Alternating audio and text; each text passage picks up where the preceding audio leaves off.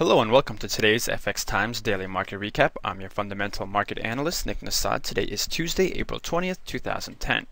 Let's start today's report with a look at the Bank of Canada interest rate decision, in which the Bank of Canada announced that it will maintain its overnight rate target at 0.25%, but that it would remove its conditional commitment to keep rates at that level until the end of the second quarter.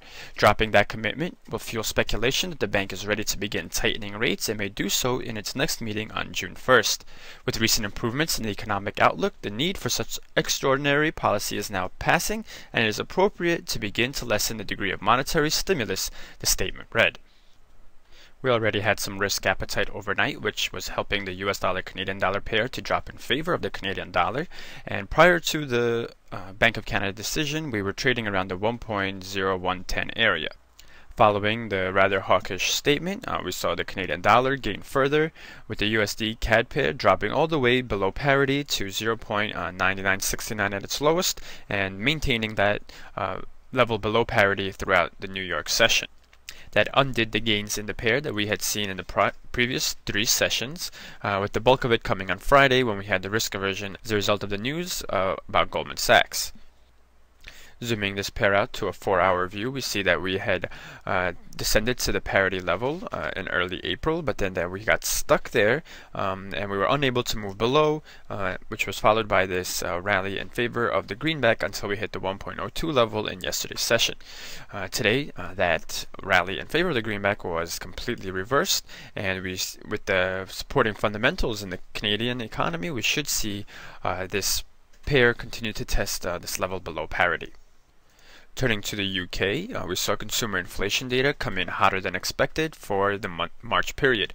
The annual CPI rose to 3.4% in March from 3.0% in February, which surprised forecasts on the upside, which had called for a rise to 3.2%. Core annual prices rose to 3% from 2.9%, also higher than expectations. Higher underlying inflation will put more pressure on the Bank of England to tighten monetary policy. While the Bank of England did predict higher inflation in the short term, it believes that the temporary factors around the rise, mainly oil prices and price adjustments to the VAT tax hike, would go away in short time.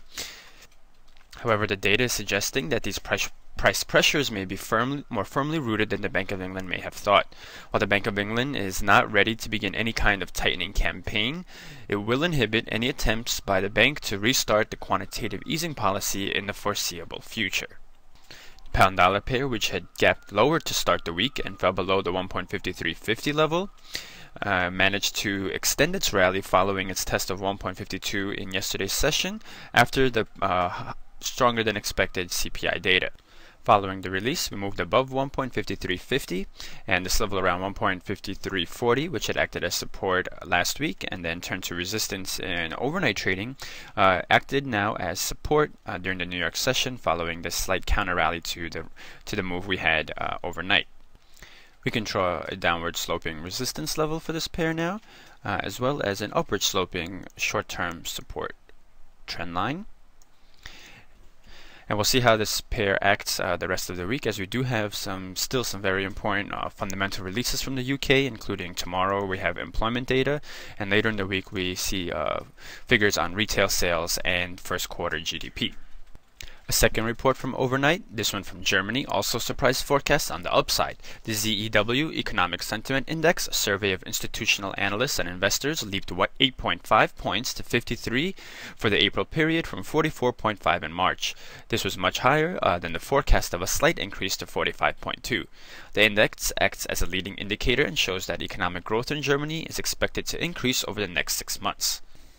The financial market experts' positive expectations seem to have been decisively reinforced by the recent increase in exports and stable incoming orders.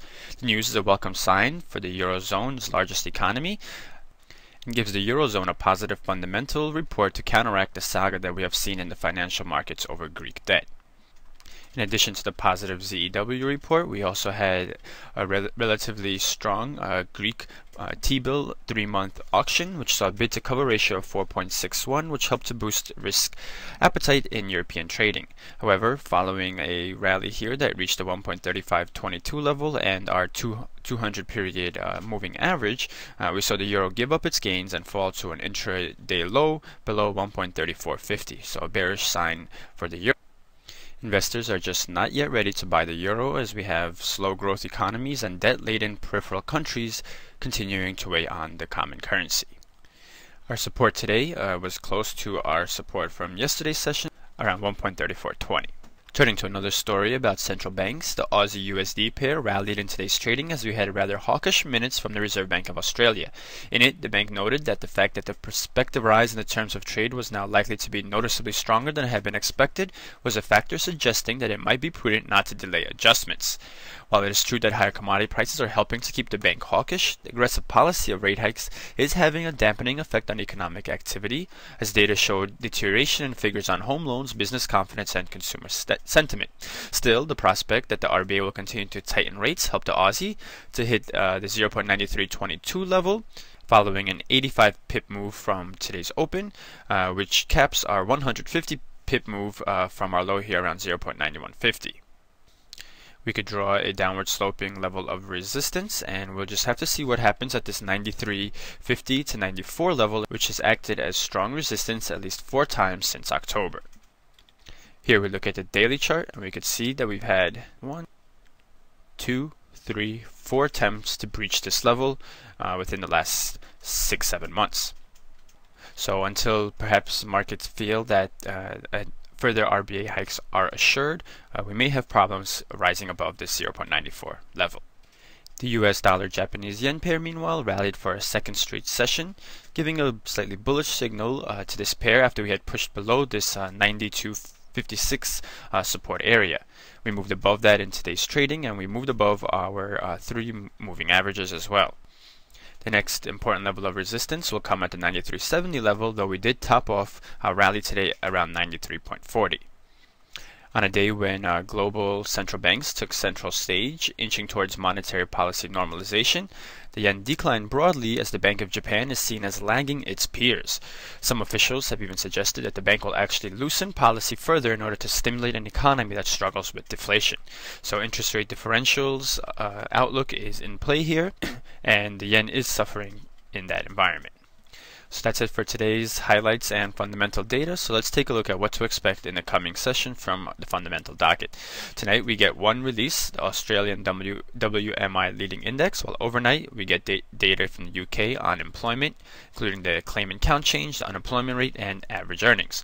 Also, the Bank of England will post its meeting minutes. And tomorrow the US has no releases, while Canada will post a measure of wholesale sales. And that will do it for today's broadcast. For more news, videos, and analysis, including today's technical analysis video recap, please check out our website, FXTimes.com. I want to thank you for watching and wish you good trading.